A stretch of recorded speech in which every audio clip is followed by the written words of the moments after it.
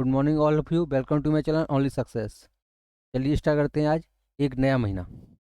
तो चलिए स्टार्ट करते हैं 1 फरवरी 2022 के करंट अफेयर्स। बुद्धदेव भट्टाचार्य के बाद संध्या मुखर्जी और अनिद्य चटर्जी ने भी पद्म पुरस्कार 2022 से इनकार कर दिया है। वे क्रमशः किस क्षेत्र से संबंधित हैं, उनका क्षेत्र कौन सा है? तो ये कौन है? बुद्धदेव भट्टाचार्य, संध्या मुखर्जी और अनिद्य चटर्जी। कौन है ये? अनिद्य चटर्जी। तो ये किस क्षेत्र से संबंधित हैं? तो इनका आंसर आ रहा है, ए। इनका आंसर है गायन और तबला वादक। गायन और तबला वादक। तो अब इस साल पद्म पुरस्कार कितने लोगों को दिया गया है? इस साल पद्म पुरस्कार कितने लोगों को दिया है? इस साल पद्म पुरस्कार 128 लोगों को दिया गया है। इसमें पद्म विभूषण कितना है? इसमें पद्म विभूषण है 4, पद्म भूषण है 17 और पद्मश्री है 107। पद्मश्री कितना है? 107। टोटल 128 लोगों को ये दिया गया है। यूरोपीय संघ ने हाल ही में ताइवान पर अपने रुख को लेकर लिथुआनिया को निशाना बनाने के लिए विश्व व्यापार संगठन में किस देश के खिलाफ मामला दर्ज किया है?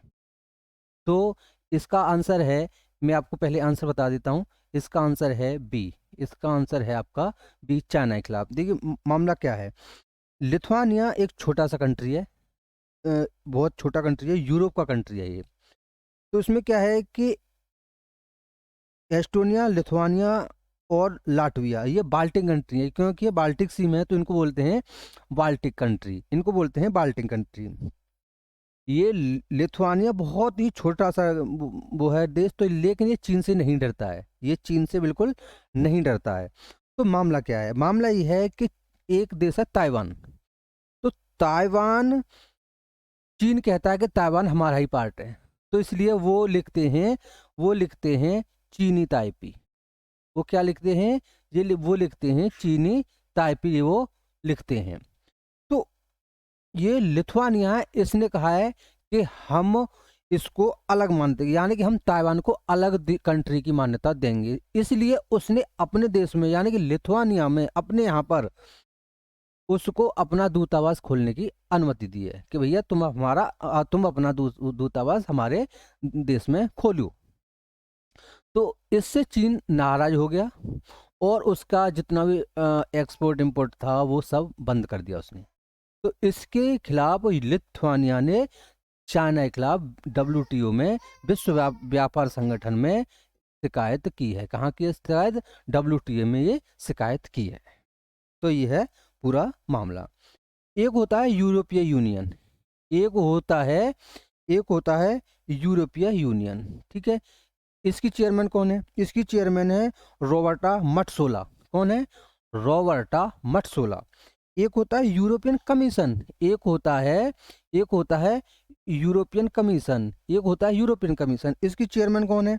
उसकी चेयरमैन है Ursula von der Leyen. Ursula von der Leyen इसकी चेयरमैन है। Council of Scientific and Industrial Research CSIR और Institute of Pasteur of France ने किस के क्षेत्र में उन्नति के लिए एक समझौता ज्ञापन पर हस्ताक्षर किए हैं, यानी कि वो किस क्षेत्र में आगे बढ़ना चाहते हैं? तो इसका आंसर है वैश्विक मानव स्वास्थ्य। इसका आंसर क्या है? इसका आंसर है बी, वैश्विक मानव स्वास्थ्य। CSIR के चेयरमैन कौन होते हैं? CSIR के चेयरमैन हमेशा PM होते हैं, यानी कि इस समय हमारे प्रधानमंत्री जी नरेंद्र मोदी जी इसके चेयरमैन यानी कि प्रेसिडेंट हैं। अच्छा, पेरिस, यहाँ फ्रांस की बात हो रही है। पेरिस में क्या होना है? पेरिस में 2024 के समर ओलंपिक होने हैं। कौन से ओलंपिक? समर ओलंपिक होने हैं। किस बीमा कंपनी ने होम मेकर्स को बीमा कवर देने के लिए पॉलिसी बाजार के साथ भागीदारी की है? यानी कि किसके साथ भागीदारी की है? इसने की है मैक्स लाइफ के साथ। किसके साथ किया है? इसने की है मैक्स लाइफ के साथ, इसने की है भागीदारी। तो ये क्या है पूरा। अब जो जो होम मेकर्स बोलते हैं, होम मेकर्स बोलते हैं जो हाउस वाइफ होते हैं उनको। होम मेकर्स कौन किसको बोलते हैं? जो हाउस वाइफ होती हैं उनको। तो यदि उनको बीमा कराना होता है तो उनको अपना पति का नाम लिखवाना बहुत ज़रूरी होता है, यानी कि पति होना उनका बहुत ज़रूरी है। लेकिन अब क्या है कि ये बोल रहे हैं मैक्स लाइफ इंश्योरेंस कंपनी बोल रही है कि जिनका पति नहीं है या वो पति का नाम नहीं लिखवाना चाहती हैं तो वो भी हम करेंगे, यानी कि पति के नाम की कोई ज़रूरत नहीं है। किस राज्य ने लोगों को कोविड तनाव को मात देने में मदद के लिए ब्रेन हेल्थ इनिशिएटिव शुरू किया है? ब्रेन हेल्थ इनिशिएटिव यानी कि किस स्टेट ने शुरू किया है? तो इसका आंसर है डी। इसका आंसर क्या बनना है? इसका आंसर बनना है आपका डी। डी इसका आंसर बनना है। तो यानी कर्नाटक। कर्नाटक के राज्यपाल कौन है? कर्नाटक के राज्यपाल कौन है? कर्नाटक के राज्यपाल हैं थावर चंद्र गहलोत। थावर चंद्र गहलोत। थावर चंद गहलोत वहाँ के राज्यपाल हैं। भारत के नए मुख्य आर्थिक सलाहकार के रूप में किसे नियुक्त किया गया है? भारत के नए मुख्य आर्थिक सलाहकार कौन बने हैं? तो इसका आंसर है आंसर ए, वेंकट रमन अनंत नागेश्वरण। वेंकट रमन अनंत नागेश्वरण उसके बने हैं नए मुख्य आर्थिक सलाहकार। इकोनॉमिक सर्वे यही करते हैं रिलीज, जो मुख्य आर्थिक। लेकिन अब के जो किया है, जो हमारी फाइनेंस मिनिस्टर हैं निर्मला सीतारमण जी, उन्होंने किया है। लेकिन मोस्टली मुख्य आर्थिक सलाहकारी इकोनॉमिक सर्वे को प्रेजेंट करते हैं। Liberty after freedom, A history of article 21, due process and the constitution of India. तो नई किताब के लेखक कौन है? नई किताब के लेखक कौन है? तो ये हैं इनका नाम है रोहन अल्वा। इनका नाम है रोहन अल्वा। तो ये क्या है? ये आर्टिकल 21 से संबंधित है। ये हमारा जो आर्टिकल कॉन्स्टिट्यूशन का आर्टिकल 21 है, इससे संबंधित है। तो इसका आंसर है आंसर ए। इसका आंसर है answer number A, Rohan Alva. Startup पेंसिल्टन स्टार्टअप पेंसिल्टन द्वारा शुरू किए गए 3 forecast debit and travel card का नाम क्या है? यानी कि जो बच्चे जो होते हैं उनका डेबिट कार्ड और ट्रेवल कार्ड का नाम क्या है?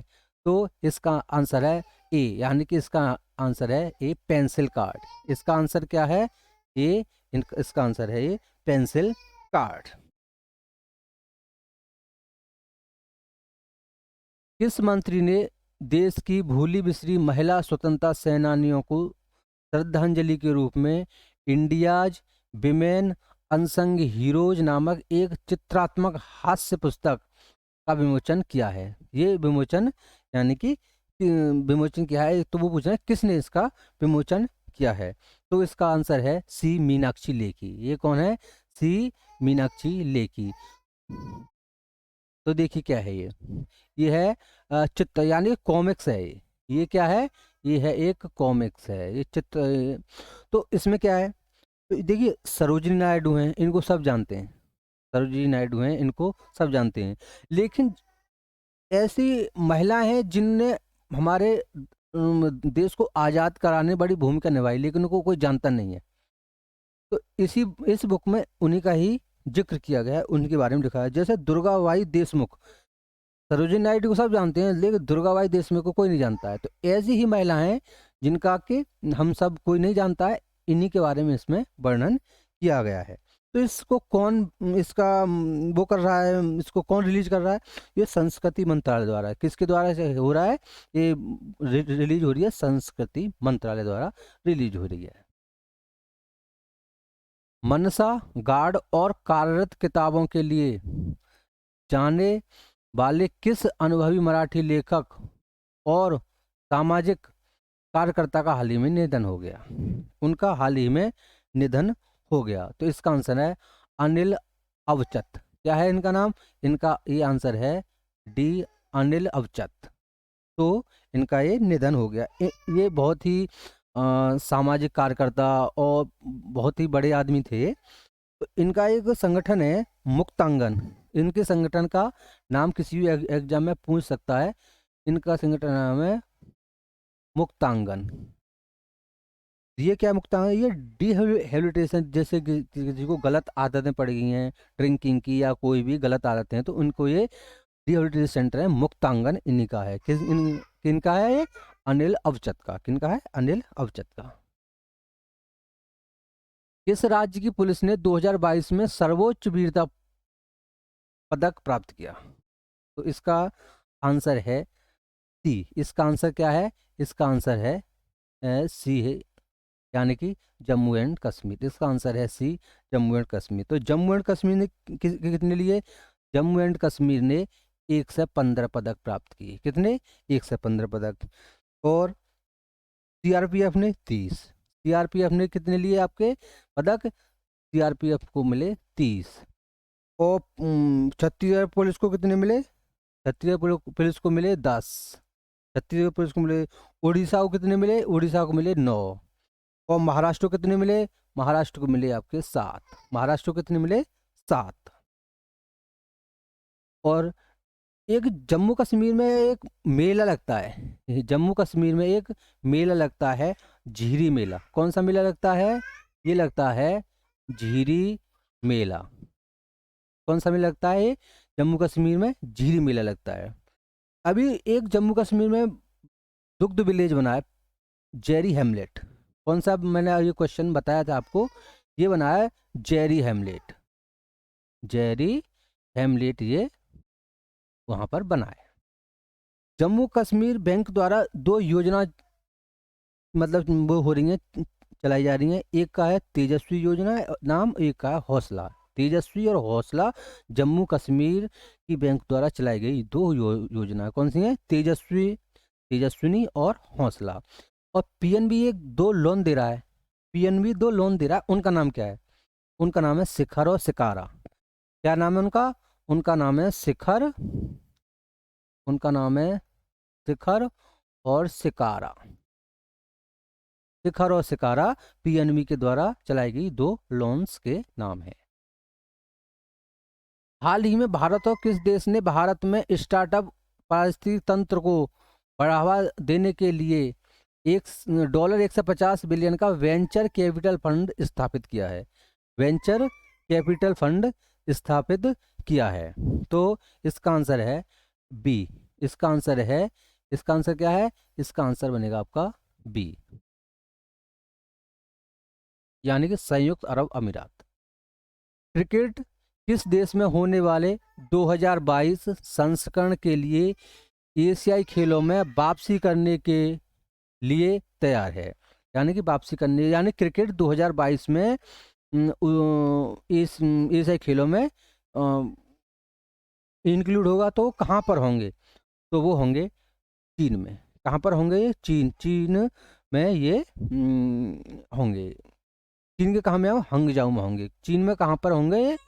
चीन में होंगे ये हंगजाऊ में। चीन में होंगे ये हंगजाऊ में।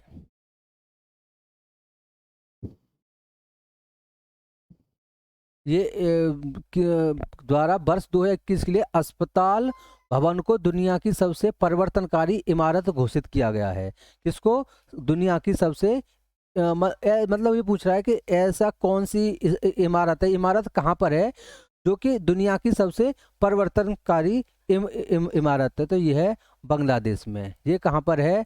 इसका आंसर है सी, बांग्लादेश में। इसका आंसर क्या है? सी, बांग्लादेश में। तो ये कौन सी इमारत है? इस इमारत का नाम मतलब ये कहाँ पर है? ये मतलब हॉस्पिटल है। तो ये हॉस्पिटल कहाँ पर है? तो ये हॉस्पिटल है बांग्लादेश में। इस हॉस्पिटल का नाम क्या है? इस हॉस्पिटल का नाम है फ्रेंडशिप। इस हॉस्पिटल का नाम है फ्रेंडशिप हॉस्पिटल। क्या क्या है इसका नाम? इसका नाम है आपका फ्रेंडशिप हॉस्पिटल। तो ये मुझे मतलब कौन पूछ रहा है? ये पूछ रहा है royal institute of British architect. Royal institute of British architect के द्वारा ये हो रहा है। तो ये इसका आंसर है सी, बांग्लादेश। तो ये बांग्लादेश में जगह कौन सी है? ये सतवीरा जगह है। बांग्लादेश में कौन सी भी जगह है? ये है सतवीरा। बांग्लादेश में ये कौन सी जगह है?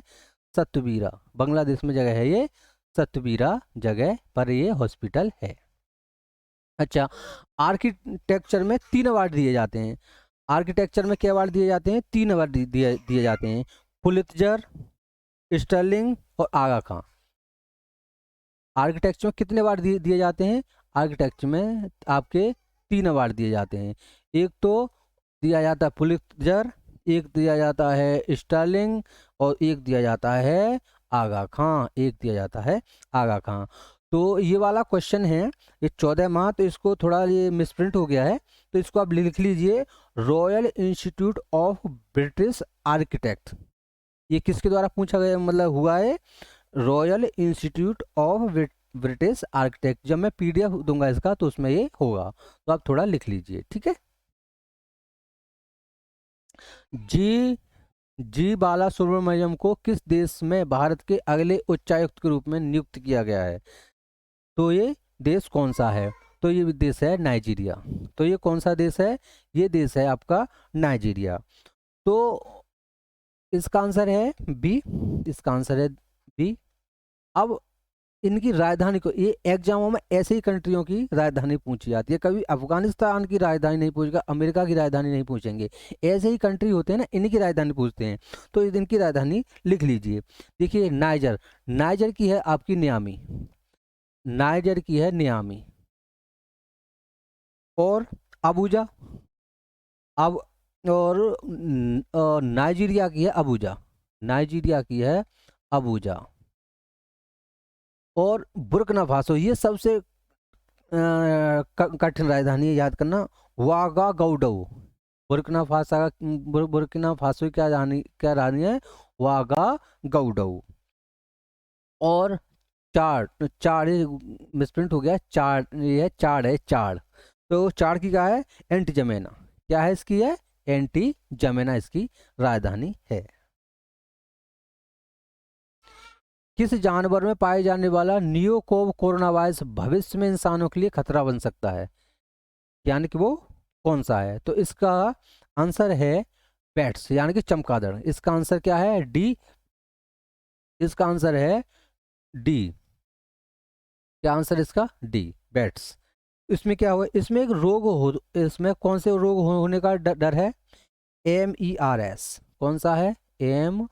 MERS। MERS क्या होता है? Middle east respiratory syndrome. Middle east respiratory syndrome.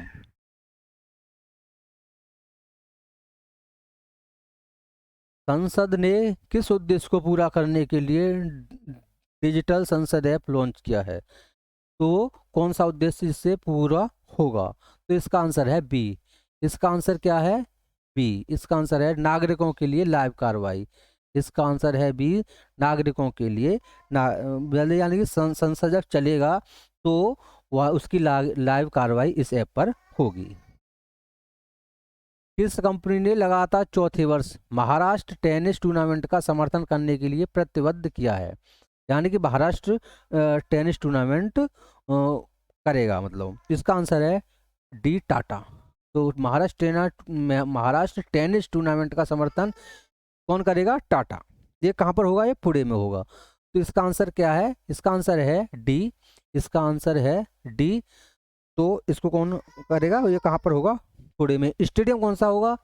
Stadium कौन सा होगा? किस स्टेडियम होगा? स्टेडियम है बड़े बाली स्टेडियम। स्टेडियम है बड़े बाली। अच्छा, अभी भी ऑस्ट्रेलियन ओपन हुआ है। ये ऑस्ट्रेलियन ओपन हुआ। ऑस्ट्रेलियन ओपन किसने जीता है?